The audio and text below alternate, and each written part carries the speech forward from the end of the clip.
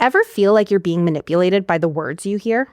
This morning, I was driving to the gym and listening to the radio, and I heard a commercial come on for Indeed. And it said, sponsor a job on Indeed. And, most people would just zip right past it. But because of my day job, I couldn't help but wear my psycholinguistics guy hat when I heard it and thought, what does sponsor mean? And then I went to their website and looked it up, and sponsor means pay us. Indeed doesn't say use a paid posting. It says sponsor something. And so when communicators use this specific word versus that specific word, it ever so slightly changes how we feel about what they're offering. In our own communications, when we use one word or another, we should be aware of the messages that we might be sending and the way it might be changing other people's thoughts. That's Sam Maglio, a professor of marketing and psychology here at the University of Toronto and the Rotman School of Management. Sam's done considerable research into how words, what we say and how we say and write it, are interpreted in ways we may not fully be aware of. He's even got a book coming out next year on the hidden psychology of language, how the words we use every day shape the way we perceive the world. So what do our words say about us? How are we being manipulated by what we're hearing? And what, if anything, should we do about it? Welcome to the Executive Summary. I'm Megan Haynes, editor of the Rotman Insights Hub.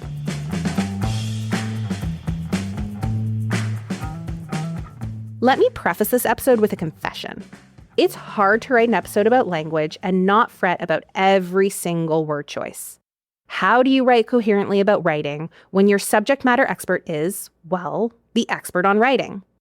What if I use the wrong words? What if I say so much my meaning gets lost? Or worse, what if I use an abbreviation and suddenly everyone's perception of my writing is skewed forever and ever? I'm probably overthinking this, but if there's one takeaway from this episode for listeners, it's this. We're not critically thinking enough about the words we use. And maybe we need to fret about our language just a little bit more. I know so many people that wear a Fitbit, and what they want that Fitbit to do is track every one of their steps, because every step they take is precious. So they need to hit 10,000 steps per day. And so we're aware of how important it is to take steps, but we're less aware of how important every single word is. And okay, we're probably more aware of the words we use in important emails, documents, presentations, and job applications. I definitely put more thought into my wedding vows than, say, a text I sent off to my husband reminding him to pick up milk on the way home. But as Sam says, the problem is because we speak so many words, we type so many words, and we hear so many words over the course of every single day, it makes us a bit numb to how powerful every individual word is. And if we're a little bit numb to the power of every individual word, it can be easy to forget that what we're saying and what people are hearing doesn't always line up.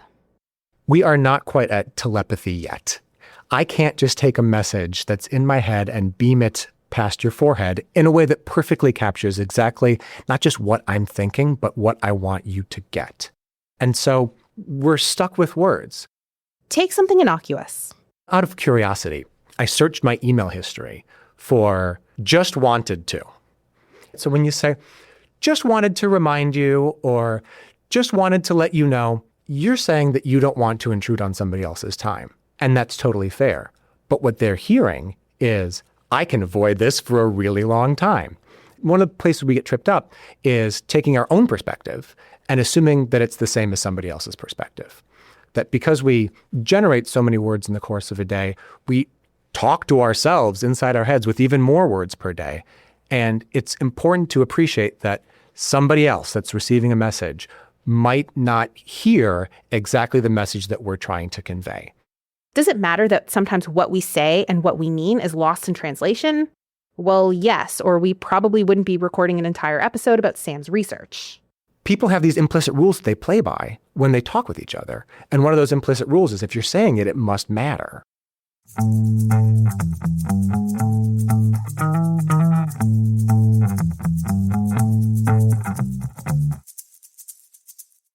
If what we say and how we say it matters, what are some of the hidden meanings we might not realize we're conveying? Sam has done a number of studies over the years on the odd ways words we say and write carry hidden messages, and it's worth looking at how that might shape what others are hearing. Let's start with an easy one, capitalization. Over a series of 4 studies, Sam and his research partner looked at what gender we assign capital and minuscule letters. If we take a name in a foreign language and put it in all uppercase letters, people assume that it's a boy's name and not a girl's name. This was a pretty consistent finding across all of their studies. And what we found, not a huge surprise here, is that maybe because men have bigger bodies or because men shout in all caps is associated with yelling at someone on email, but when you print something in all lowercase, it connotes greater femininity of the thing being referred to by that lowercase word, and all uppercase makes you infer that there's some masculinity attached to that object. Or let's look at abbreviation. In 2024, Sam and his colleagues looked at how people view and respond to messages that contained abbreviations. Think TTYL in place of talk to you later, or HBU for how about you. The researchers analyzed messages on Tinder and Discord. If you use abbreviations in your Tinder conversations, those conversations end sooner than if you type the whole thing out, which means you're less likely to get a date. Requests for show recommendation on Discord were far less likely to receive a reply if they contained an abbreviation. You would think it's inconsequential. The recipient, assuming familiarity with the abbreviation, understood the message. So we might send a text message or any number of different online communications thinking like, oh, it makes it shorter for me to type. It makes it easier for the other person to read, to just use an abbreviation, to say TTYL or HRU instead of how are you. We think we're making things easier. In fact, we're making things a lot harder on the other person. Harder on the other person because they end up thinking, the person who sent me this message can't be bothered to type out the whole thing. Then it sends a signal about what is our relationship like. If you can't be bothered, if you seem insincere because you're using an abbreviation, it makes the message recipient less likely to respond, less likely to go along with what you asked. It's consistent across relationships in thinking the sender is insincere and I don't feel like responding.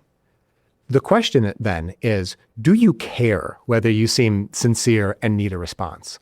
If you already have an existing relationship with the person, say they're a significant other or a good friend, then maybe it's fine if you come across as a little insincere since they already know you. But if you are asking a stranger to date you or to give you a recommendation, that's a pretty big gap of social distance to bridge, and putting in the effort of typing it out seems like it helps. Okay, so avoid abbreviations if you want to come off as sincere. Capitalization can change people's perception of gender. What about your writing style? Does it matter if you write in present or past tense? Sam studied this as well. There's something about the present tense that is immersive and more believable. And what we find is more persuasive. If you go on Amazon to write a review, you could very reasonably say, this product worked great because you've used it before. Or you could say, this product works great because presumably you're still using it. Or you could even go to the future tense and talk directly to the person reading the review and say, this product will work great. In looking at millions of reviews written in past, present, or future tense, those written in the present tense were far more likely to get a thumbs up from other users, implying they were more helpful. And on the topic of persuasive and immersive, what did Sam's research say about active versus passive voice? Active voice would say Bill threw the ball, and passive voice would say the ball was thrown by Bill. Passive voice is generally just trashed by writing or speaking coaches. When you write something in the active voice, it's more immersive and people are more likely to believe it's true. But my research collaborator and I wanted to wonder, well, are there certain benefits to writing in the passive voice that might get overlooked? To study this, Sam and his colleagues sent out research abstracts, that blurb at the top of scientific papers, to participants. Some were written in active voice, others in passive. When asked which research was most replicable, that is, more likely to be repeated by another researcher, participants overwhelmingly favored those written in active voice, with Sam and co. concluding it was more believable. That's not to say passive voice is all bad. That passive voice also creates a sense of distance between the speaker and the thing that they're talking about. So it signals certain benefits like objectivity and detachment, right? Like if I speak in the passive voice, it means that I am more like a fly on the wall about the thing I'm talking about. He points to an analysis of Supreme Court decisions in the US, which tend to be written in passive voice.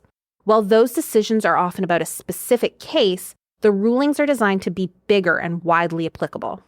And so when you're speaking in the language of universal laws and rules. There seems to be something that clicks very well about the enduring distance and permanence of the passive voice. All of this is to say, the words we use may convey different meanings than we intend, but that doesn't necessarily mean we need to spend time optimizing all of our word choices. I feel like a lot of the findings from the psychology of language show that, like anything, there's a trade-off. And so if you skew more toward one or more toward the other, you might get certain benefits, but it comes at certain costs.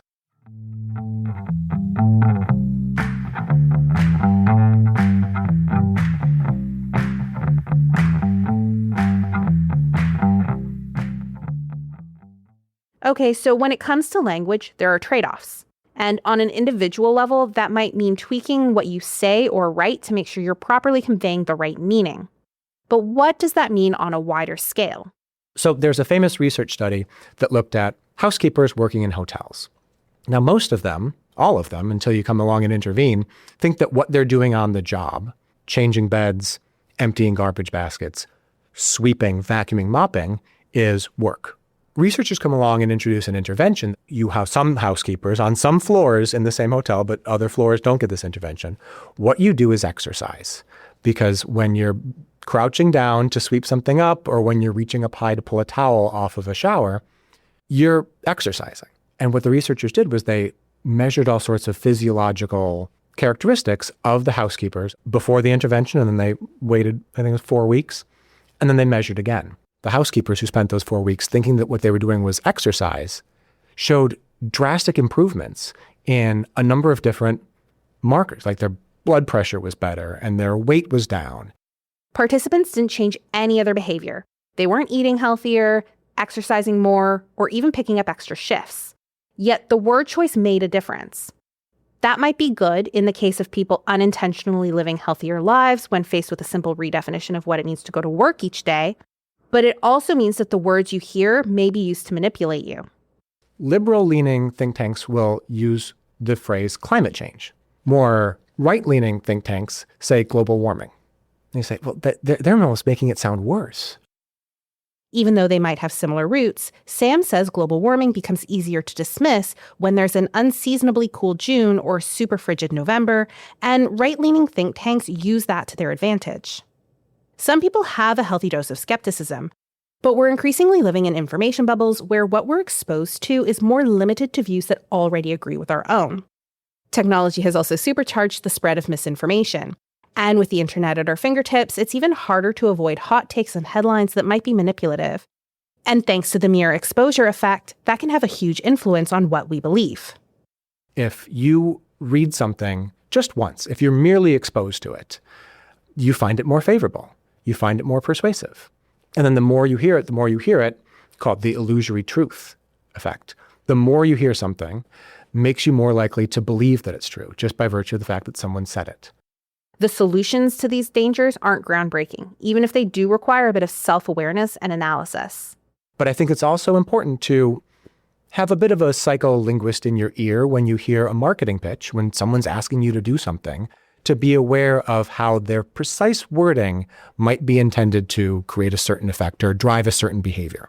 I think part of it starts with being aware of how our psychology plays tricks on us. Our psychology makes us want to click on the clickbait, even though we might know it's not true.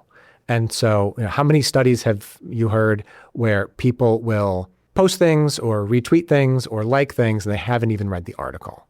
Because if the world is on fire, then damn it, everyone needs to know that the world is on fire. Take a breath before that and not be part of the problem. Because it's very easy for a thump to turn into an echo, to turn into a chorus of all sorts of negative things.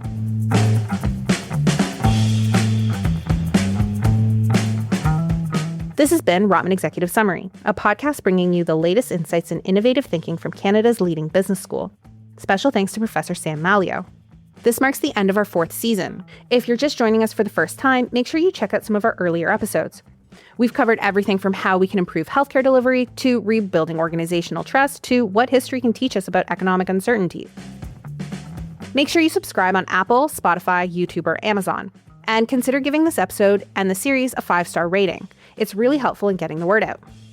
And if you want more bold ideas in less time, go check out Rotman Visiting Experts. a monthly podcast featuring sharp conversations with today's top business thinkers, including Oliver Burkeman, Terry O'Reilly, and Amy Edmondson.